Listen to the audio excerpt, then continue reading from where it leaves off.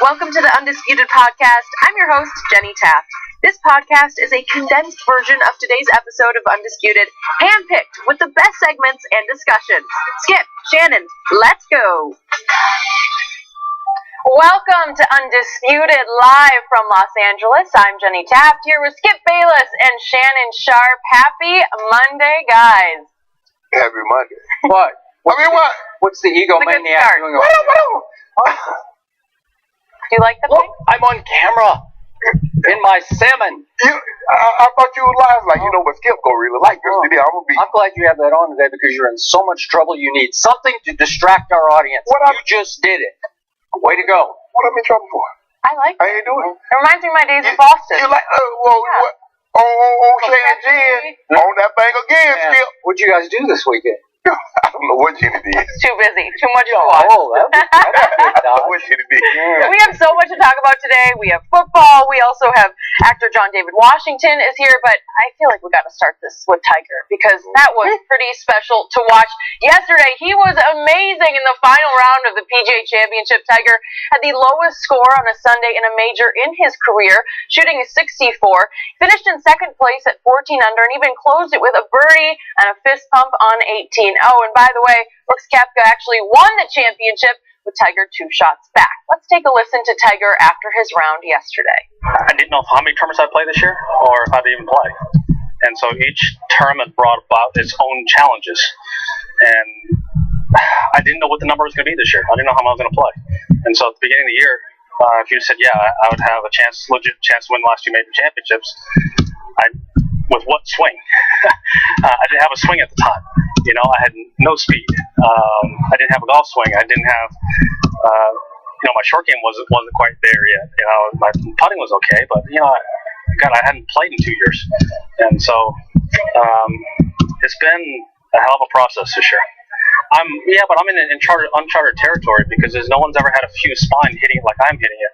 So I've had to kind of figure this out on my own, and it's been really, really hard. It's a lot harder than people think, and I'm just very pleased at what I've done so far, and now, to be part of the Ryder Cup conversation, going from where I've come from to now in the last year, it's been pretty cool. Well, Skip, from what you saw yesterday, will Tiger win another major?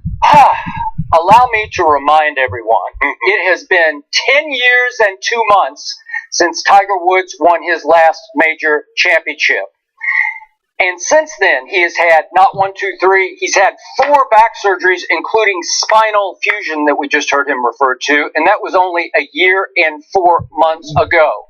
He is now 42 years of age. So, I have repeatedly said, sitting right here in this chair on Undisputed, I cannot ever see Tiger Woods winning another major championship. But, after what I saw yesterday, I take that back. I stand corrected. I was wrong. After what I saw yesterday, which was nothing short of near miraculous, I do believe Tiger Woods will win another major championship. In fact, I believe he can win a couple of more major championships. He's at 14, Jack Nicklaus 18, so he could get to 16 to the 18. I can't see him passing Jack, but I can see him winning 2 more over the next 4 or 5 years, because I saw something on full display yesterday I have not seen for 10 years and 2 months. And that was Tiger's killer will. That's what made him most invincible during his run, which was the greatest run any golfer has ever had and may ever have in the history of golf. But yesterday, he once again drove the ball shockingly poorly. He missed 9 of 14 fairways on a course with rough that was U.S. Open high and sticky and impossible to extricate your golf ball from. 9 of 14 fairways you missed, and you still shot your best final round score of any of your 80 major championships. You shot 64. You made 2 bogeys, and you shot 64. You left a birdie putt on the lip, and you lipped out a par putt, and you still shot 64. It was just will. He just willed himself back into contention. 3 times he was within 1 shot of Brooks Koepka and the lead, just on sheer will. willing iron shots that knock down the pin, willing escape shots, recovery shots that I just said, that's it, he's done. No, he's not done. He's back in business. Willing home putts, willing home approach shots. I've never seen such a display from Tiger, even in his great days, because he put himself in jail again and again and again, and got out of jail again and again and again. Now, we saw him contend at the British Open. You and I talked about it. He got all the way to 10 on Sunday. He took the lead, and right on schedule, he folded. Because we've seen this happen again and again. He teases us and he tumbles because he doesn't trust himself, or at least he didn't, under big stage major championship pressure. But yesterday, every time I thought he was going to fold, he willed home another putt. And yesterday, he did something. His 4-round score at 266 was the best he's ever shot in a major championship. His 130 over the last 2 days, which is 66 and 64, that broke the PGA record for Saturday and Sunday score. He didn't lose yesterday. He just got beaten by what's right now the physically and mentally toughest competitor on this planet in the sport of golf, and that's Brooks Koepka, who went NFL on the PGA just the way he went NFL on the U.S. Open the last 2 years. He just flat out overpowered it. He looks like a linebacker. He's got quarterback's touch. That's hard to beat. That's hard for Tiger to contend with because Tiger doesn't hit it nearly as far anymore as Brooks Koepka. Even when Tiger went to his irons off the tee, they weren't always straight. He's got to fix his driver, and this has been plaguing him now for about a dozen years straight. But I still believe with that will that I saw on display yesterday, that was the old Tiger. He finally flashed. He finally came back to life. That's the guy who's going to win a couple of more majors because I don't think Brooks Koepka can win them all from here on. I disagree with you, Skip. I'm not convinced that he can win. For the very reason that you said you think he can, is that, yeah, he putted the ball exceptional. He chipped the ball exceptional.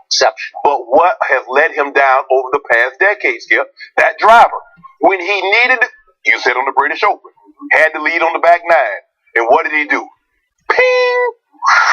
What did he get up and do? At least at the British Open, you can hit your irons more because they'll run forever, but go ahead. But I look at hitting an iron off the tee as a drive. You just didn't use the big, and that's what's let him down. You're conceding to the field. Right. Conceding a lot of length. Yep. And then what happened on 7? What did he do on 17? When he didn't make it happen, what happened, Skip? Big four right, as Hank Haney, who wrote the book about Tiger Woods, called it the big miss. That was the title of that book, and that was the title of that round yesterday. That was a big miss. And we talked about it, Skip. I said, like, he's going to have to give himself a chance on opening day. If you look at him, you look at Brooks Koepka, Koepka's at 1 under, Tiger's at even par. Okay, so that's a 1-stroke lead. He goes 63. Tiger goes 64. So he starts out with a 1-stroke or a 1-shot lead, and he gets the 1-stroke. So that's the difference in the tournament. 2. You could argue that. Although if you look at the first 9 holes that those two players played, Brooks Koepka trailed Tiger Woods by 4 shots after their first 9 holes, each of theirs. But he bounced back strong with birdies on the back, and Tiger went bogey, double bogey on, I think it was 11 and 12 on his back 9, and there was the difference. And then you look at Saturday, Skip. He has, 12, 14-foot putt for eagle? Not only does he not get the eagle, he doesn't get the birdie. Yeah, he hadn't made anything all day, so he charged it 4 feet past, lifted out, power lifted. Thank you. Well, the old Tiger, and you mentioned that killer whale. The thing is now, guys don't fear that anymore, Skip. I'm not sure about that. Did you see? I'm not sure about that. I'm convinced now that Adam Scott, Justin Thomas, some of those guys, everybody except Koepka, fears Tiger Woods still. Because, listen, he took over the golf course yesterday. It sounded like a St. Louis Cardinals baseball home game. It did. Was craziness. It was. And I think it fueled Koepka because in his group, the last group, the gallery is meager because everybody's up following Tiger. But he hears it. You hear the roars. He knows what's going on. Yes. Whoosh. Just huge roars. And every time they post a score on Koepka's scoreboard in his group, people in that gallery go crazy. So it was a big Tiger, quote-unquote, home game. But Koepka doesn't seem afraid, even though he's a fan. He grew up a huge Tiger fan. huge Adam Scott fan, but he doesn't seem afraid of anybody. He seems emotionless. I think the guys that were not on tour when Tiger was in his prime, they didn't get an opportunity to feel the full effect of what it's like to be on a course when Tiger's at his best. Justin Thomas, who's really good right now, he said yesterday was the first time he'd experienced the Tiger roars where you heard them and they were different. Right. They were so loud, they detonated across the whole golf course, and it shook everybody up. I thought Justin had a shot, and he just didn't fire. He just didn't. But you look at Koepka. He gets to 17. He goes 338 right down the middle of the fairway. That's the difference, Skip. That used to be Tiger Woods. When he is Tiger of old. When he needed a big shot, when he needed a big drive, that's what Tiger could do. He could go 320 right in the middle of the green, game, set, match. And people are like, well, Tiger never shot 64. Skip, normally what happens when Tiger wins his majors, Tiger has the lead. So when you have the lead, you don't need to take these unnecessary risks in order to get you a 64, to get you a 63. He plays the course. Hey, if I have to par all the way through, boom, I win. I'm going to let you make the mistakes. Okay, Brooks Koepka, you do you, Tiger. I'm going to be back here. I'm going to do my thing. I'm not going to get all caught up in the Tiger. Whoa! It's like the Kentucky Derby. You stand on the, and where that roar goes and the horses make that final turn, Skip, so you can actually feel the roar of the crowd. Been there many times. I'm sure that's what it was like yesterday because they had never hadn't seen Tiger like this in a very long time. Coming home, he's charging. Guys like, man, whatever. Tiger, we're not worried about you. Skip, I'm not convinced that he can hit that driver consistently enough over 4 days. And that's the difference. Can he go low occasionally? Sure. But does he left himself too much damage? Because remember, Skip, he went even par. He went 4 on the next day. He was already 6 strokes back. So by the time he head to the weekend, he's 6 back. He has to go low in order to have a chance. And then, in order for him to go low and have a chance, he has to pray they come back to him. Just remember what Brooks Koepka did. With the pressure on and Tiger on the prowl, what did he do? He goes birdie on 15 and especially on 16. It's a long par 3. It's 248 yards. I'd have to hit my driver on that and probably still not have a chance. Most people hitting driver 3 would. Yeah. And he hits 4-iron to 7 feet and makes it, and it's just game over. It's too good. It's a bogey hole. It's a hole you could really get in quick trouble, especially under pressure. And he just said, no, watch this. It's one of the great pressure shots you'll ever see because he's got Adam Scott breathing down his neck for the same final twosome, right? Yes. And Adam Scott did wind up on 17 with about 11-foot putt for a birdie that could have made it at least interesting going to 18 if been a shot back. But Brooks Koepka is just too good right now. And remember, Brooks Koepka missed the Masters this year, because he had a wrist injury that he thought was maybe going to be career-threatening to him. He missed 4 months of sitting on the couch, and he talked about, it's almost like one guy's got spinal fusion, but the other guy's got a wrist injury. And as you know, trying to swing a golf club, if your wrist is completely wrong, if you can't get it right, you're just done. Right. And he wasn't sure he was ever going to be right, and then he bounced back to do that. And remember, Brooks Koepka has been really good in the Masters. He's played it the previous 3 years, and he went 33rd, 21st, and 11th. So he's just, you know what? Trending in the right direction. Trending, and Tiger's trending in the right direction. And now we have to wait all the way to next April to see the showdown, because this could be a showdown between these two. But I'm with you on the driver point. My only point about Tiger is, since he burst onto the scene because of his drive. Yes. He was the longest. We've never seen anything like it. He's hitting it off the planet. They're having to Tigerize golf courses, including Augusta National. Yes. We got to move the tees back, which is probably not the smartest thing to do because it just actually increased his advantage. Right. The farther you move the tees back, you ought to actually move them forward so that it makes it harder to hit the driver, right? But anyway, they went the other way. Tiger proved going backwards, and yet he started to get wayward with the driver, and it didn't matter. I remind you, at Torrey Pines, when he won his last major in the U.S. Open on a quote-unquote broken leg, he had a stress fracture in his thigh and in his shin, right? Shin bone, I believe it was. But the point was, He's hitting his driver all over the lot in San Diego at Torrey Pines. The rough wasn't nearly as high as this rough was, but he can get away with it because of his escape artistry, and I saw it on full display yesterday. It's just will. He just wills golf balls out of trouble into contention. Well, the thing is now, Skip, whereas before when Tiger was in his prime and say like the first 10, 12, 11 years of his career, he was one or two golfers that could overpower the golf course. They got 10, 12 guys now that can overpower the golf course. Yeah. You got DJ who played terrible. DJ can go 375. Koepka, you got all these guys. Justin Thomas not as long, but those. Yes, he is. But he is. Trust me. But they hit it. You know what, Skip? They hit it straight. And Tiger might have to concede. You know what? Instead of trying to go 315, let me go 290 and keep it in the fairway. You going 300 and putting it in the rough. What good is that? Yeah, I know. You know, this drives me crazy about Tiger with his driver because he has such high golf IQ. I saw Paul Azinger, our golf analyst, at a Fox event about 3 months ago, and we sat down and talked. I said, why can't Tiger hit his driver? And he said, I don't know. It's the most baffling phenomenon in the history of golf that a guy this good with every other club in his bag can't hit his driver straight, because he missed yesterday way left, as we saw on 9, when he escaped with a 9-iron out. He got a break on 9 because it was over on sort of the beaten down path. And then to your point on 17, he hits a big balloon because he's so late to the ball. It's a big balloon to the right, so he can miss way left or way right. Is he overcompensating? It's just, it's not that hard to hit a driver straight if you're as good as Tiger Woods. But for some reason, I think he's got a mental block. And remember, he had to overcome a chips yip mental block. Remember when he couldn't chip the ball? Right. He'd be, 5 yards off the green and chip it 10 yards over the green? Yes. Really? Yeah. But you got all these guys now that can overpower the golf ball. Jordan Spieth, Skip, he wins. Hell, he can't outdrive me. No.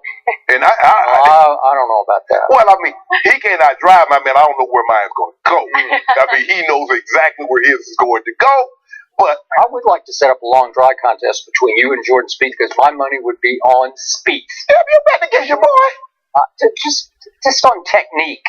The technique would be. I'm telling you, Skip. I'm real, these abs, I just blow them out, Skip, because they're real tight right now, so that they ain't going to cause it. But, I might eat a couple of donuts or something, let my abs get lax, and then 305. Really? Yeah, 305. Now, your brother, I would give a shot. Oh, no, my brother, I drive Jordan Spieth. I know he would. He would. But that's what concerns me, Skip. I can tell you this. I think he feels better about this tournament than any tournament that he's played, even the ones that he's won in, say, the last 3 years, because this gave him hope to go 66, 64, and he's never done that before, even in his absolute prime, Skip. That's like, you know what? Hey, I can really do something. But Skip, he got to go back in that. He got to work on that driver. You got to give yourself a chance. The thing is, from coming behind, when you come from behind and you're making everything, you got to hope the other guys falter. You look at New England, Skip, when they came from 25 points down, yeah, they scored points, but it also took Atlanta to do some things that helped New England along the way. Well, he's not getting any help, because Koepka was like, I ain't not helping you. And the next thing you know, he goes 66. Koepka could have easily gone par. He could have easily gone 60. Skip, he went 66. So it wasn't like, Tiger went 64 and Koepka held on. He went 66. But it took 15 and 16 birdies to get down to 66. But when have you ever seen someone do what he did when the crowd is in an uproar, when it was in a frenzy? Skip, this the World Series. I'm sure it felt like it was the Cardinals playing the World Series, how ruckus the crowd was. They're roaring and they're shuffling around, and the cameras, everybody, man, you see Tiger, they flip the board, and he looks up there like, whoa, that's Tiger. You're like, and guess what? Trophy coming home with me. All the other guys would have bolted. Let that have been Sergio 10 years ago, Skip. Let that have been any of the guys 10 years ago. It's over. Let it have been anybody now except for this guy. This guy's got cold-blooded assassin in him. He's got emotionless. He's got killer will of his own. It's different than Tiger's because it's not emotion-driven. It's just methodical. It's almost like Hitman, like he just knows exactly what he needs to do to hit you. Yeah. And he hits you when you don't even see it coming. But Tiger Woods has some intangible in him that we have rarely seen in sports before, in any sport. And that's the intangible with which he dominated golf for that sort of 4-year stretch there from like 99 to 2002-ish, right in there. It was unbelievable because he owned golf psychologically. And I saw that come back out yesterday. He's just going to have to deal with Brooks Koepka. But you know and I know, golf is weird. There are tournaments where you just don't play well. The course doesn't fit your eye. I'm going to give Tiger a shot because I didn't think he'd have a shot at Belle Reve. It didn't seem to set up right for him. He should have won yesterday. It will be underrated just how clutch Brooks Koepka was on 15 and 16 to hold off Tiger Woods. Because a lot of guys, I don't think Justin Thomas would have held him off in the same situation. I don't think Dustin Johnson would have held him off in the same situation. It took this guy who his girlfriend runs up to him at the end when he wins, and he's just kind of like, hi. Then his mom was there, and he didn't even know his mom had come. He was like, hi. Yeah, he was focused. Yeah. Yeah, I did this. Yeah. So not surprised. Okay, Skip. Well, now we get what, the FedEx Cup. Yeah. We get the Ryder Cup. Hopefully, he makes that, and then we get the big show. That's golden in the Ryder. Then we get the match play between him and Phil for $10 million. That's a joke to me. What you mean that's a joke? Yeah. Who you got? Well, I got Tiger. Oh. Phil has always played well against him, but Phil doesn't look good to me now. Phil's let himself go way out of shape. Okay. He missed the cut. It's just something about Phil be making up his money on money for wins. It's playing everybody else, taking their money. Well, maybe if it's just gambler versus gambler, maybe you give Phil a shot. Well, it's different. You know what? It would be different if each guy had to put up his own $10 million. Yeah. You know what I'm saying? This is sponsors' money, so it's just like a tournament. Skip, this is tournament golf for them because I want to win, but it's not my $10 million. You got to put a man to the test with his own money to get the true test to see what's really going on. So, bottom line of this, I'm still amazed by the Tiger effect. I'm a golf nut, and I've always watched with or without Tiger. But he has once again put golf back on the national sports map in a way that it was not without Tiger. It was not. You watch golf, but you're not planning your day around Brooks Koepka. No. You're not planning your day around Jordan Spieth or Justin Thomas or Rory McIlroy. This guy, I will, but most people won't. The hardened golfer will. But Tiger Woods will make you. If you got something planned, hey, I'm gonna be a little late today. Yep. I think a lot of people are a little late. That's what that guy will do. He will do it. And it's better for the game to have him back because that was the most excited I've ever been watching some golf. Okay, will the Broncos regret not getting Kirk Cousins? And why are the Jags suspending their own players? We'll discuss all that next. Kirk Cousins and Case Keenum were both in new uniforms for the preseason debut Saturday. Cousins only played one series, but he made a great first impression, going a perfect 4 for 4, including a touchdown pass to Stephon Diggs. And, you know, the new Bronco, Keenum only completed one pass for 5 yards in the loss for Denver. Shannon, who will have the better season, Cousins or Keenum? First Cousins. He's a better player. He's a better player. He's a better quarterback. No matter what you think of him, is he overrated? Is he overpaid? He's a better player than Case Keenum. We have a 3-year body of work on Kirk Cousins. We do? Case Keenum has been a career backup. Normally, career backups in year 6 or 7 all of a sudden don't get better and lead teams to Super Bowls. That doesn't happen. Now Nick Foles, we talked about 3 or 4 games. That's one thing. You're talking about from start to finish, and that's what the Broncos are asking Case Keenum to do. Now, they had an opportunity to possibly get First Cousins, but they realized the price was a little bit more than what they wanted to spend. 3 years, $84 million, fully guaranteed. Why didn't you do it? You love him. Hey, man. Hey, Skip, run the Broncos. My money jumped funny. You got your Broncos. That's your Broncos colors today, right? Yeah, I got the blue on, Skip. No.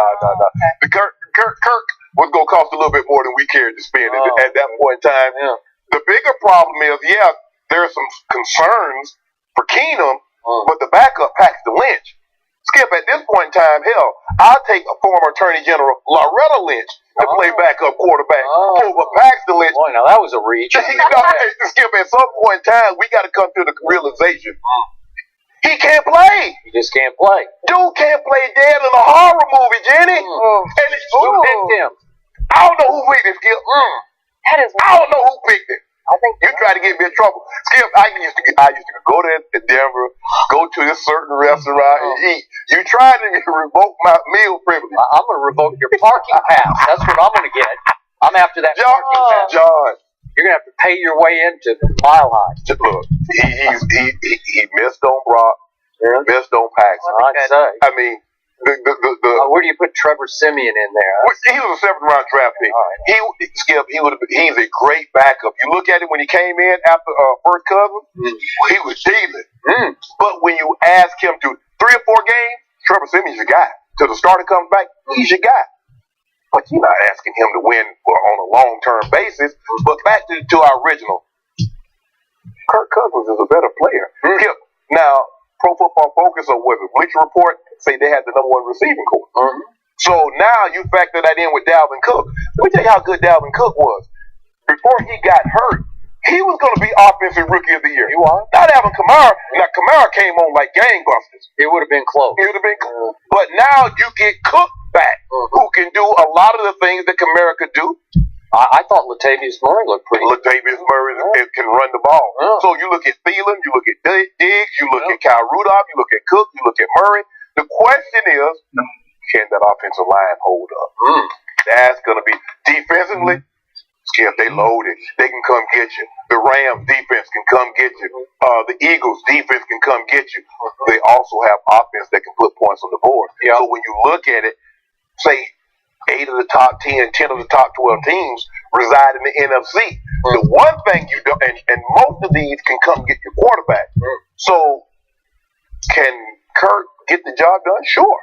But out of those two, is this a question? I don't even think it's a question. No, it's not. It is a question because Jenny asked it, and Jenny Tabb from Minneapolis, Minnesota, is not going to like my answer. I'm not going to like it.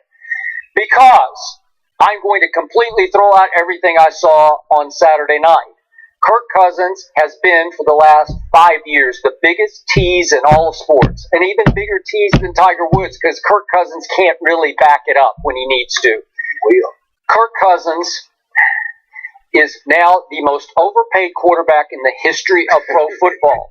Kirk Cousins will not have quite as good a year this year as Case Keenum has for the Denver Broncos. And obviously it helps when you have Diggs and Thielen. You'd say that's advantage, slight advantage, at least maybe big advantage, Minnesota. Well, Damaris is still there, and Emmanuel's still there. They're pretty good. They're still pretty good, right? That Cortland Sutton that I wanted the Cowboys to draft, you got him, right? Is he pretty good? I don't know. I think he could be really good. They've been raving about him in practice. I know it. Devontae Booker carrying the ball? I don't know. Is he Dalvin Cook? No. But my question is... They're like Freeman. Royce Freeman had a big run. They like him. Okay. My question is, I wonder how much Case Keenum helped Diggs and Thielen be Diggs and Thielen. Maybe you're underestimating just how good he really was last year. Maybe they didn't make him. Maybe he helped make them. I see a Case Keenum who has more moxie than Kirk Cousins. I see a Case Keenum with more clutch guts than Kirk Cousins has. Who created the Miami Miracle? The Minnesota Miracle, not the Miami Miracle. Who did that? Who made that throw? It was Case. It was Case Keenum. And it was a really good throw. He had to pick which way am I going to go? Am I going to go underneath the Rudolph, or am I going to go to my third receiver up? But let me ask you a question. Do you believe that very throw that Kirk couldn't have made it? I believe not at that point. Oh, so you believe under duress, he couldn't have made that throw? So I'm going to have to pull out my favorite stats again. Okay. Kirk Cousins, as the starting quarterback of the Washington Redskins, was 26, 30, and 1. That's 4 games under 500. Yes. Against his arch rival, the Dallas Cowboys, in their biggest games. Trust me, I lived in the middle of that rivalry for years and years. It's a big deal in Dallas, and especially it's an even bigger deal in Washington. And Kirk Cousins went 1-6 against the Cowboys. Kirk Cousins lost all 4 home games he played against the Dallas Cowboys. He lost all 4 games he played against Dak Prescott. And you gave him $28 million a year guaranteed? Seriously? Really? So look what he's up against. Yeah? Look at the guy he's across from. He's still better than Case Keenum. If he overpaid, we're not debating that. Yeah. So last year, Case Keenum had a QBR of 71. That's pretty great. Yeah. That was second in the league last year. You got to have some game to have a 71. I get it. Diggs and Thielen, I get it. Rudolph, Dalvin Cook for a little while. A little while. 71. Kirk Cousins last year had a 51 QBR. That's 20 points higher for Case Keenum. And by the way, that finished 16th in the NFL for Kirk Cousins, and it trailed Mariota and Bortles and McCown and Tyrod Taylor. I don't know. If you don't got $28 million on that? What are you doing? Let's just say, for the sake of argument, they would have taken Thielen and Diggs away, and Kyle Rudolph would have been hurt, like Pierre Garçon, like Deshaun Jackson, like Reed, like they got hurt, and his offensive line was in shambles. What do you think Case Keenum would have done? Because that's what he was up against. Think about it. At every turn, Washington did everything they could to make sure this young man failed. We gonna get rid of Deshaun Jackson. Why? I don't know, but it seems like a good idea. We gonna get rid of Pierre Garçon. Why? I don't know. Seems like a good idea. Reed can't stay healthy. He's a top 2 or 3 tight end in all of football when he's healthy and on the field. But for whatever reason, Skip, he can't get there and stay there. Offensive line, I mean, the dude went to Seattle. He beat Seattle in Seattle with 4 backups. He'll have those games occasionally. In the end, he just leaves you flat. He came out to L.A. and he beat the Rams. Lost twice to the Cowboys. Okay, I get that, Skip. We're not debating whether or not is $28 million too much for Kirk Cousins. Maybe, but the Minnesota says, or they're saying to themselves, we have a Super Bowl caliber offense, defense, and special teams. The only position that's holding us back is quarterback. Because there's no way, if you thought that guy, Case Keenum, could take you to the Super Bowl, you could have had him for $10 million per year cheaper. You could have had him for 3 years at $50 million guaranteed, as opposed to 3 years, 84 fully guaranteed for Kirk. So they see these guys. They saw Case every day in practice. Saw him in preseason. Saw him in OTAs. They say, you know what? As far as he can take us. Here's the end of the line. Yeah, people make mistakes in this league every day, and that's a mistake. No, it's okay to say Case Keenum isn't quite good enough to take us all the way home. Well, what the hell are we playing for? Yeah, but it's not okay to say Kirk Cousins can take us over the top. Over. Really? Over. What if I told you about him from the very start? He's an under-talented overachiever. That's what he is, and he's never quite sure of himself. He gets a little skittish in the pocket. He gets a little wide-eyed.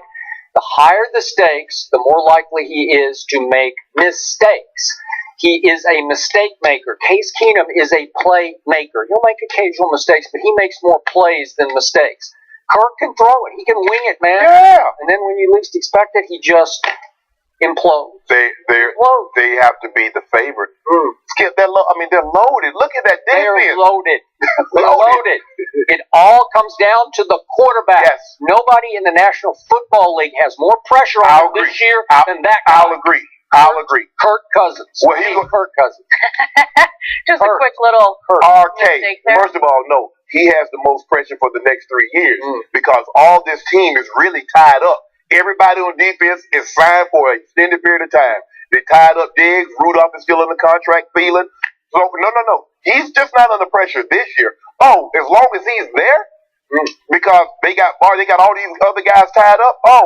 Oh, he's under immense pressure. So let's look at Minnesota's first 5 games, shall we? I'm going to bring that up. So they start at home with the 49ers. I'm going to give Kirk Cousins a big game there. I think he might have a big splash, and Minnesota says, Super Bowl, here we come. And we'll have a whole week here on Undisputed of Kirk Cousins. You going to try to shoot it down? No, I won't. I'll just sit over here. No, you won't. Be quiet. No. Smile. Let me tell you what you'll do, Skip. He'll throw for 450 yards, have 4 touchdowns, and you'll bring up, he was 0-4 against my Cowboys. That's what you'll do. I know you. 1-6. Okay, right. The next week, Kirk Cousins has to play Aaron Rodgers at Green Bay. I think that's a big L and a big disaster. Oh, now you like Aaron Rodgers all of a sudden. I just don't like Kirk Cousins. And then the next week they get the Bills back home, and I think it's a bounce back game for Kirk Cousins. It'll be pretty good, and they'll be 2-1. Hey, Super Bowl, here we come. Then they have to go to the Rams on a Thursday night. Big L, big disaster coming. And then they have to go to the Eagles. Big L, big disaster for Kirk Cousins. And all of a sudden you're looking, Jenny, at 2-3 in the first 5 games. That's no good. You know what? Skip does a lot just like players do. Because when the schedule come out, the players be looking like, oh, man, we should get a win here, get a win there. But here, I don't know about that one. We should get... So, now let's look at the Case Keenum schedule in the first 5 games. Your Broncos, you're having to root against your Broncos because you're rooting for Kirk Cousins against Case Keenum. I'm not rooting. You're backed into a corner once again. No, I'm not rooting for it. You're in big trouble because this is 5 weeks. It goes like this for Case Keenum and your Broncos. Seattle at home, I think they win that game. Raiders at home, it'll be a big test for John Gruden. Rivalry game, division game, I know, but I got Denver winning that game. Then at Baltimore, I don't know, that's kind of a 50-50 game. Yeah. I could see with the little quarterback controversy brewing over here in Baltimore, Fluco, I could see Denver stealing that game. Then they come home and play Kansas City on a Monday night. Huge division game. I don't know. I could see Case Keenum winning that game against the kid Mahomes, who's now playing. It is very, very important for the Broncos to get off to a great start in the first month because, as you mentioned, three of their first 4 games are at home, which means on the tail end, the last month of the season, 3 of the 4 will probably be on the road. Game number 5 is Jets at home. Sam Darnold will probably be the quarterback. I kind of like Case Keenum. Is it possible Denver could get off to a 5-0 start while Kirk Cousins is 2-3? That would not look good for the Minnesota Vikings. But you have to realize, or me. What is history and what does averages say about Case Keenum? History says he's average. His record says he's average. History says 71 last year in QBR for the Minnesota. That ain't no history. That's 1 year. Wow. History says Minnesota miracle. That's what it says. You know what? So you gonna take one play? I'm taking 1 year. You know what? You know what? I think you're backpedaling. In that risk, I think you're afraid. On that Thanksgiving Day game, who was that? Stoner that had that great game. They ended up beating Washington. He came in and they won like 24-23. That's which game you talking? It was like a Thanksgiving Day game, Washington back in the 70s. Oh, back in the 70s? Yeah, Clint Stoner. Clint Longley. Clint Longley. That's what it was. Yeah, Clint Longley. Clint Longley. 1 game, Skip. 1 game. That's what he's known for. Case Keenum, he'll forever be known for the Minnesota Miracle. And then Clint Longley made the mistake of sucker punching Roger Staubach in the next training camp, and Roger took him right outside and shut him up. And that was the last we heard of Clint Longley. How you sucker punch somebody, the man didn't turn around and beat you up? Well, that's what I said. Staubach beat him up. He did more than beat him up. Well, Cousins and the Vikings are back in action on Saturday when they host the Jaguars. Speaking of the Jags, they've suspended defensive back Jalen Ramsey and defensive end Dante Fowler for 1 week each for violating team rules. Fowler was suspended because of a fight with a teammate at practice yesterday, and Ramsey was suspended because of his reaction on social media to a reporter who recorded Fowler's fight on his phone. Ramsey tweeted at the Jags reporter, quote, Philip Heilman, you messed up, right? LOL, if y'all want war, we've got some for y'all, and I know the rest of y'all. You know who you are going to read this too, so just so you know, hashtag lame-ass reporters. Then Ramsey added, quote, I'm always going to take up for my teammates because I know what type of men and players they are for real. Love my dogs. If you don't like it, oh well, God bless. Shannon, were these suspensions fair? No. And as I tweeted at Jalen Ramsey last night, only the President of the United States can attack the media, both publicly, with no repercussions, campaign. So you're still saying it's not fair. You're going to suspend it? Whoa, no, because my thing is, Skip, look, I get it. And I get what Jalen is saying, is Jalen's like, and what players are having to learn the hard way, the media is not your friend. Skip, when they have those open, they have that 10 minutes before practice, and they're out there filming, and they have like the end of once practice ends, they let them back in, they start taping again. So anything that they get, they feel is fair game. You didn't tell them that they figure anything then is fair game. So it's not off the record. They're not on your team. Exactly. That's going to get Skip. If I just shoot and they go and pat and go, or they doing some drill and walk through, nobody want to click on that. Nobody wants to see that. But if I tell you there's a fight going on between 2 defensive players at the Jags, now all of a sudden that's going to be news, going to be picked up all around the country, and it's going to get clicked on. Plus the fact Jalen Ramsey, he turns and he sees they're filming. You're like, man, cut that camera off. Now, could he have handled it better? Sure. But if I'm Jalen Ramsey, hey, don't get all upset. Because guess who they want to talk to on the defense every Sunday, Skip? Guess who they want to talk to during the week? Jalen Ramsey. Oh, what was it? Next week. That's how you do. I think he does that occasionally. Jalen, you can't. Not available. Yeah, you can't do what the big guy does. You can't, Mr. Khan. Down to see, I believe this is all Tom Coughlin, because we know Tom Coughlin is overreaction when it comes to discipline. He ain't won one game. I'm gonna do it for a whole week. That's kind of been his MO. Now it's been reported they had 11 straight days of padded practices. Temple's again, Jacksonville, Florida South, Northport. It's real hot down there. Real hot because it's not very far from where you grew up. It's not very far. It's about 90 minutes from where I grew up. Skip is real hot. And it's muggy. And you in pants. And the tempers are dude like, man, I don't want to be here. Somebody said something I ain't like. Man, what you talking about, bruh? Okay, let's do this. I'm tired of your mouth. You be talking the whole practice. Normally we don't see, Skip. Normally we don't see offensive players go at offensive players, defensive players go at defensive players. Normally in training camp, it's vice versa. So this is unknown. But Jalen made the mistake of thinking that Jacksonville media, Jacksonville Jaguars, we're one. No, the media's here. You're there. They're going to do what they do. But I do think that 1 week was far too long. Now think about this, Jenny. We're holding NFL players to a higher standard than we hold the very guy, the president of the United States. We hold them to a higher standard. Can he be suspended for a week? No. Well, if he were, put it like this here, Skip. If he were suspended every time he took a shot at the media, he would have no more time in office. He'd be done. So, I disagree with you on this one. After I saw the first tweet from Jalen, I liked it. The tweet about, I got my players, I'm always have my players back. Sure. Then all of a sudden he goes cut deeper and he basically says, meet it. You want to go to war? We got war for you here. And then lame ass reporters. No, that's a little too far. And remember who runs this organization now? Tom Coughlin. Yeah. Right? That's him. He's about as old school disciplinarian as you can get. I thought he let Odell run a little amok occasionally, right? He could have sat him down during that game with Josh Norman, but he just let him go. Right. Until he went completely over the edge. But still, Tom Coughlin is trying to bring some new order and discipline to the Jacksonville Jaguars. I thought the second tweet was just a little too far, and to suspend him just for a week during the preseason is not all that bad as a learning experience, as a grow-up experience. Because let's look quickly at Jalen's background. In high school in the Nashville area, he was a superstar football player and track man. Yes. He shattered the Tennessee State long jump record when I think he was a junior when he shattered it.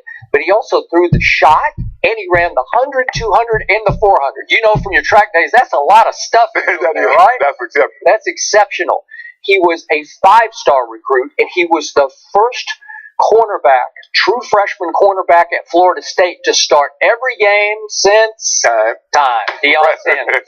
Well, that's pretty great. You know? And they've had some good ones come up out of there. I would say. So he's the 5th overall pick in the draft, which is pretty great for a cornerback.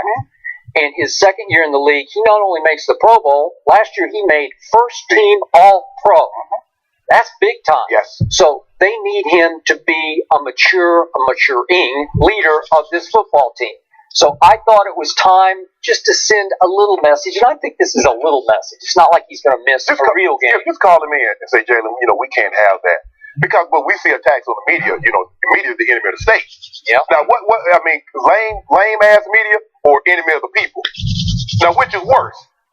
The constant assault that we see every day or this? And like I said, Skip, I'm not compare him to the president. Is that what you're still doing? Ooh. Well, you can't do that. That's the thing about that, what you're saying, Skip. But he's a member of a football team, and they're just trying to do business the correct way. They're trying to handle themselves correctly. because image is everything in the National Football League, and it's not a great look for the Jaguars to be going to war with the media. Yeah, when he says he's going to war, you know what that means. Okay, We're going to shut it down. We're not going to... Something, it's forever. You know, it just sits there. Yeah, we know. Print. When you tweet stuff, it's forever. That's exactly... You making my point, Skip. When you tweet stuff, it's forever, because we know we love tweets. Tweets are documented. But here's the thing, Skip. Look, I get what Jake... And I'm not trying to excuse him for what he did, and I understand. He made the mistake of thinking Jacksonville media, Jacksonville Jaguars were one. The Jags and the media are separate.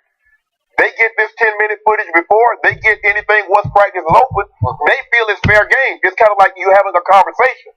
If I'm having a conversation with a reporter, if I'm just talking and I don't tell him it's off the record, everything that I tell him for the most part is going to be on the record. It's going to be in print, or he's going to repeat what I said. That's true. Well, that's not off the record. That's open practice. Yeah. If he shot that through the peephole, that's one thing, Skip.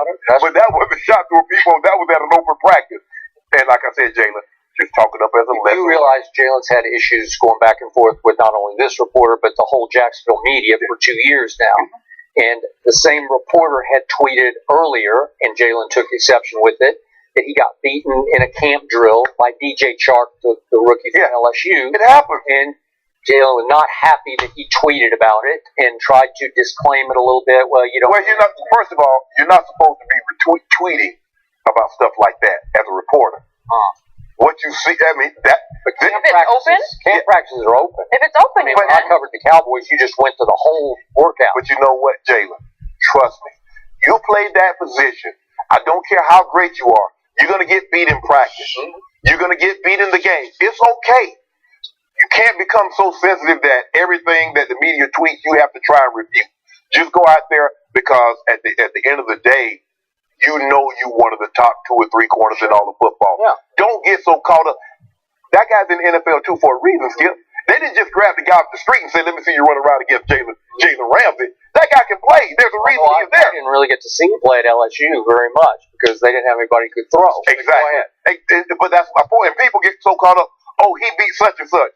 That guy's in the NFL. They didn't grab him out the stands and say, put a uniform on and let's see if you can play football. These guys have been playing football all of their life. They get paid too. I think Skip is a true story. Mike asked me, like, with Shannon, you got to beat that guy on that rock. Mike Shanahan, my head coach. Yep. I said, Mike, you know what? He's looking at me like, what? I said, they pay his ass too. You're not the only one that pay players here. He get paid too. He's in the league for a reason. Jalen, don't get caught up in all that. Well, he got, bro, you gonna get beat. Jalen, just go play. And if you play the way you played last year, when the real games start, there's not much anybody can say. Yeah, but you know how corners are. They're the divas of the defense. They're going to talk. Just like the receivers. They're going to talk. You just accept that. Now, Time was one of the few guys that didn't say a whole lot. He talked about he got all these flashy things. He did. Yeah. He had his battles. But he didn't talk about what he's going to do to certain guys. No. You just, when you cut the tape on. And you saw what he did. Well, I saw what Jalen didn't do against Tom Brady in the AFC Championship game, because in the fourth quarter, Tom Brady threw another party, 138 yards against the Saxonville defense. I don't know how much Jalen was responsible. He got a big pass interference call. It happens. If you play this game long enough, Skip, no matter what position you play, if you play an offensive lineman, there's going to be a defensive lineman that runs by you. If you play defensive line, there's going to be an offensive line that get you, an offensive lineman that gets you off the ball. There's a reason that these guys are here. It's not like when you're at your old school where you're Ohio State playing Buffalo. No. These guys are everybody. There's a reason Shannon Sharp caught only 1 ball a game, because all the rest of the time he would just shut down. No. That was late in my career. No, early on. Big game. They used to call me Big Game. Big game. Then I got to be one play. Big play. Big game. Big game. They didn't want to see big game. Because I would go get 13. I get 12 for 156. Should the Cowboys be running Dak Prescott? Sorry, Shannon. We can talk more about that later. In preseason, we'll discuss that next. Well, Dak Prescott only played 1 series in the Cowboys preseason opener last week, but he completed all 3 of his passes, including a TD to rookie Michael Gallup. Dak also had a 12-yard run, which may have been a surprise that he's running in the preseason. But Jason Garrett said there are restrictions on Dak and added, quote, "We tell him to go play." Shannon, should Jason Garrett be okay with Dak running in the preseason? Yes, he's a football player. It's not like they're calling, Skip, they're not calling run from like Carolina called for Cam. Quarterback ISO, quarterback power. He's going through his progression. Okay, 1, 2. Dang, my check down's not even there. Okay, let me get out of the pocket. Now, I got my eyes downfield. Okay, there's nothing there. I'm taking off and run. I have no problem with that. His legs are an asset. They're a benefit. That's part of who Dak Prescott is. I don't want Dak, or I don't want the Cowboys to make the mistake like RG3 made. His legs were one of his greatest assets. Then all of a sudden, he wanted to be something that he totally wasn't. Dak, I believe, understands that I got these legs, I'm going to get out of harm's way. I'm not looking to run every time there's not a play there. I'm going to keep my eyes downfield in case something comes open, as we saw against Arizona last year, Skip, where he threw the ball over the top to Bryce Butler. That's what he's capable of doing. But I have no problem with a guy playing football. He's playing football. He went through his progression. There's nothing there. He took off and got a first down. Okay. Call quarterback ISO or quarterback power. I got a problem with that. But him playing football, I got no problem with that. I got a problem with your conclusion to this because I want to see quarterback power and quarterback ISO. I want to see read option. This is now Dak Prescott's team, and I was very happy to hear Jason Garrett even quickly dismiss any concerns he has about Dak's health. I got to knock on this wood very hard over here before I say this. Dak Prescott is a gamer. He's a baller. He wants to play football his way, and his way is to occasionally run with the football. Yeah, okay. He can roll out much more than he did last year. He can run way more read options. I said over here last year, I don't know if you remember, I'm just pounding the desk. You have to run read options because if you can establish Dak Prescott at 6 feet 2 inches by 250 pounds as an occasional force of a runner, just occasional, I'm not saying every other play, just occasional, this offense is going to be very difficult to defend because you know and I know they're going to see a lot of 8 in the box, 8 men fly to Zeke. Well, right? Skip, they don't really call it zone read anymore. They call it RPO, run pass option. Okay, so you will see a lot of that. Okay, but it's not even, I'm taking the pass out of it. It's still the zone read to me because I'm saying. Oh, you want to run? You want a run? Like ride and decide. Yeah. You know, like Tebow ran with Will Spaghetti. You know, stick it in, hold on, read the defensive end, yank it, and go with it. Yeah. If it's there, if you can get 7 or 8 yards and get down, I am fine with it. But here's the thing: what teams started to do, they said we'll let the running back have 10 yards, 15 yards. Terrell Suggs just wanted a shot at your quarterback. Von Miller just wanted a shot at the quarterback. Is that what you want? Okay. Dak Prescott is just about as big as Terrell Suggs is. Yeah, he is, though. But let me tell you what they're not used to doing. Taking that kind of punishment like a running back. You don't want that guy. And see, that's what got rid of the zone read. Okay, yes, that's fine. Ooh, it looks good. But when they started, because you got to realize that quarterback's a runner. He never takes a step back. So he's always a runner. So I can hit him even after he gives the ball up. Do you realize who he's riding and deciding with? The best running back in football. So Mr. Suggs and others are going to have to make a big decision. I'll let Zeke go. I'll just let him go because I want a shot at the quarterback. I'll let C.J. Mosley. I'll let Luke Kuechly. Okay. I'll let them worry about that. But in the meantime, I want my defensive ends. I want you to put that helmet up under Dak Prescott's chin.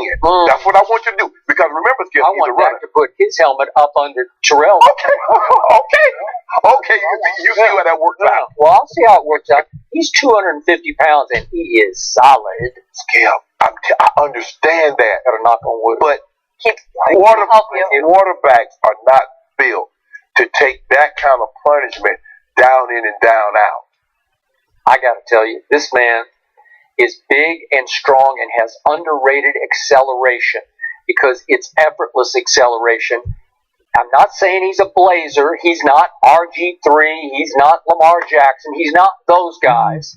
But they're not him either because RG3, as much as I loved him, was a little willowy. Oh, he's frail, yeah. He was a little frail, a little fragile, a little, Yeah, what, he's 205 pounds, maybe? Yeah, maybe. And he just couldn't figure out how to slide. He's so athletic, but he couldn't figure out how to put feet first and slide because the game is rigged for the quarterback. If you get down, it's over. The play's over. Slide, everybody has to stop. Okay. So, Dak Prescott, how many times did we see him roll out last year? Not nearly enough. Because when he did roll out, as we saw in the Arizona game, I don't know if we have that play, but remember the throw to Bryce Butler? Yeah, Well, and you like that, Skip. You like it. You go through your progression. Okay, 1, 2, 3. There's nothing there. Okay, throw the ball. Yeah. But you know what? He is very accurate on the run. So, now this is RPO. This is run pass option where you roll him out, and if it's not there, just let him run for 5 or 6 or 7 yards. That works. That works to me. If you notice, all the quarterbacks that was a heavy, they got the zone read. Cam, they're trying to graduate him from that. Russell Wilson, they graduated him from that. I don't know if the guy's already in a graduate class and they didn't do a whole lot of that, why you want to remediate him and put him back in that situation. Skip, Dak Prescott is at a situation now. They put a lot on his plate. Well, I shouldn't say a lot. They put enough on his plate his rookie year. He showed he can handle it. They added a little more, but they took Zeke away from him. So now he has Zeke back. I think you start to put more on his plate as far as passing the football. I'm not saying you don't say that. Look, we're going to make you a purely pocket passer. That's not what he is. That's not what he's ever going to be. But to put him in harm's way by taking unnecessary punishment, by zone reading him, I'm telling you, Skip, defensive ends, they love that. Okay. Well, do they love quarterback draws? I don't know. I'll take a quarterback draw every once in a while. Here's the thing. It all depends. Like, you might see a quarterback draw, Skip, if it's, say you're at the 5-yard line. 3rd and goal. Yeah. Oh, yeah. You're going to see that. Or something like that. Oh, yeah, I got no problem with it. It's just like in the middle of the field. Like if it's 3rd down, you're trying to keep them. There'll be times that they won't call that. But that should be few and far between. Dak Prescott is the quarterback. Let him hand the ball off. He doesn't need to come out of the game with 8, 9 carries. Well, you're going to see a very diversified attack here. But no, see one that's very difficult to defend. Zeke goes for 8, then it's throw to Michael Gallup, then it's throw to Cole Beasley, then Dak runs for 8, and then all of a sudden he throws it to Allen Hurns, then he gives it back to Zeke, and all of a sudden the defense is just on its heels. Well, wait a minute, how do we stop all these? You got a headset on, you over there calling the plays. If it was only that easy. Well, I could call plays for this offense. Yeah, hand the ball to Zeke 35 times a game. I'd be handing it to Dak about 8 times a game. You hand the ball to Dak 8 times. All his number. Yeah. You know what? You will. You let Dak run the ball 8 times a game, and within 2 years, you know what Dak will be? Over here. 3? Yeah, he'll be right here with us. He'll be playing with a bunch of guys at the YMCA. Yeah, exactly. Because they will break him up. He's too big. He's too strong. He's a playmaker. He's a momentum builder. If you don't mind me asking. 2 years ago, how did they go? They went as he went. Let me ask you a question. Yeah. Is he bigger and stronger than Earl Campbell? No, but they broke him down. Okay, but Earl Campbell just got hammered between the tackles play after play. What do you think? What do you think they'll do? How many times can he take somebody putting their helmet up under his chin through the course of a game? Well, I hope none. Exactly. Yeah. But that's what's going to happen if you run that zone read, because that's what they tell the defensive ends now. Because he's not a quarterback. He's a runner. And I can do whatever I want to the runner. You know that. If even twice a game he gets loose on just a pure zone read where he pulls it back from Zeke and goes off tackle and nobody's home and he gets 8 yards and gets down, it just drives a defense crazy. Well, now with the new helmet rule, you can't put that helmet on anybody. So you know what, Skip? They might go back and let them run. Now, I mean, these numbers are about to be off the chain. Right? I mean, I watch guys. I'm like, the dude textbook formed him up in the Arizona game, and they threw a flag. So now we're about to have guys, Skip, that are just guys, and they're about to start throwing for 4. And we've seen that over the last. Because you look at all these guys, this guy threw for more yards than Elway. I'm like, really, guys? And you look at the way they're throwing the football around now, you actually think these guys are better than those guys, but it's just a sign of the time, Skip. Hey. So that might happen. With the new helmet rule, you can't put the helmet on anybody. Right. Thank you for closing my case. And Mr. Sharp, I got bad news for you. What? The Dak attack is back. I'm still picturing Skip over here calling plays for the Cowboys. The dink and dunk is back, huh? Dak and dunk. All right. Yeah. I'll take some of that. Speaking of another quarterback, are we ready to call Sam Darnold a franchise QB? We'll discuss that next.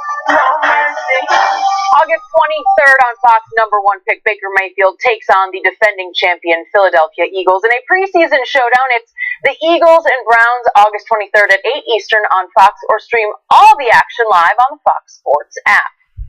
So speaking of rookie QB, Sam Darnold looked really good in his Jets debut on Friday night. He was the third quarterback in the game and went 13 for 18 with a touchdown pass in the win. And yesterday, Darnold got most of the reps in practice, which could mean he's on track to be the week one starter. But head coach Todd Bowles said, quote, "I'm not going to jump to any conclusions after one game." Shannon, how impressive was good old Sam Darnold? Well, I'll concur with Todd Bowles says. I'm not going to jump to any conclusion, but I did thought he played well. I did think he played well. Skip, I thought he moved a little better than I thought he could. I thought he threw the ball accurately on the move better than I thought he could. I thought he just had command. I thought his poise, his presence in the huddle, you can tell that he's a leader. And you like what you saw from him. Again, it's the preseason. But when I look at the preseason, Skip, I'm looking at a guy, okay, let me see if there's anything that I can say it jumps off at me. That I can say, you know what, okay, I see. Was given some time, right set of circumstances, this guy can be really good. He struck me as a guy that had that kind of ability, Skip. The way he can move, like I said, I didn't think he could move as well as he did in and out of the pocket, and I definitely didn't think he was going to be as accurate as he was throwing the ball in the move. But he showed me something. And although this is preseason, we'll see as it goes along. Teams will start to game plan a little bit more. But it's going to be very, very interesting to see, Skip, who gets the reps the third game. Because you can't give McCown, Bridgewater, and Sam Darnold the same amount of reps. Somebody's going to take the first two quarters against a scripted team. Now, that means it looks like Teddy Bridgewater will probably get moved on because I think the thing is, what concerns you probably about Teddy, Skip, is that the injury history. He did miss 2 years because of the knee, and there's a concern because of concussions. Josh McCown has been in the league since 2000. People might not know that, Skip. He's been in the league since 2002. He's going into his 17th season. Never taken a team to the to the playoffs. So this is why, and everyone's like, well, Shannon, if you think Sam Darnold's in line to start, why not Baker Mayfield? I think their situations are entirely different. Reading Twitter again. No. I'm just saying because I've said I think Tyrod should start at least opening and move forward, but we still have 3 games to go. When you said Tyrod, Baker shouldn't start, but why Sam Darnold? That's a good question, Shannon. Why? Because I think the thing is that Tyrod has proven he can take a team to the playoffs, where the other 2 guys have not proven that. Josh McCown has had 16 years prior to show he can take a team. Teddy Bridgewater can't stay healthy long enough to get a team into the playoffs. So I think those situations, He got the Vikings playoffs. So I won the game. I believe, yeah, he did. What was that? When Blair, when the kicker missed that field goal. Blair Witch Project. Yeah. Stop, Skip. That's hard. You just being nasty. You remember that? I don't want to remember it, though. But Skip, I just think Darnold and what he's shown, and now obviously they feel more comfortable because he's taken a lot of the reps. So that tells you what they think of him. Yeah. He's the last quarterback to sign, but he's the first quarterback to take the majority of the reps. So I think that should give you an indication of what they think of this young man, and he's on line to start week 1. So I fear that the Jets fans in our control room right now might just cut my microphone. So When? Really, I really like Sam Darnold as a young man. Jenny's been around him. Yeah. He's really a good young man. High intangibles. But I do think, even though I'm not surprised that he played very well the other night, I think in the long run he will ultimately disappoint Jets fans. Because the guy I saw, especially over last year, but really it's 2 years, a year and something plus, right? I saw a guy who is such a good kid that he tries too hard. And the higher the stakes get, the more the expectations rise. He tries too hard and makes mistakes trying too hard. And I saw that last year because it was very interesting to me the two new New York stars, Saquon and Sam Darnold, both became almost household names off one big game played right here in the LA area. The Rose Bowl, going back 2 years ago, right? Mm-hmm. And in that game, Sam Darnold threw for 453 yards, 5 touchdowns. Like a Rose Bowl record, isn't it? Yeah, that's unbelievable. And Saquon ran for 194 yards and a couple of touchdowns and caught 5 for 55 and had a couple of big kickoff returns. They were sensational. They arrived. That was a coming out party for both of those players and launched them into their final years of college football. Right. Remember, Sam Darnold was a Heisman Trophy front runner, right? Yep. And he had a pretty miserable year last year because he threw 13 picks and he had 8 fumbles lost, which led the nation. Most of it came from trying too hard to make the throw, hanging on to the ball too long, not just let it go. Just let it go. Right. Live to play another play.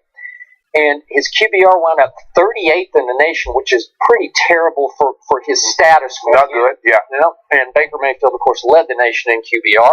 And I'm looking at some of these games that I remember. Let's start with the Ohio State game in the Cotton Bowl. He was just miserable in that game. Oh, they got him. They got him good. And then the loss at Notre Dame, low QBR. The game against Utah at home, only a 48 QBR on 0 to 100 scale. And then that game at Washington State, was that on a Friday night? I can't remember. Did you go to that one? You didn't that one. I can't remember. But it was a night game, and I'm watching it, and Sam Darnold just came all apart, and Washington State upset USC. Mm-hmm.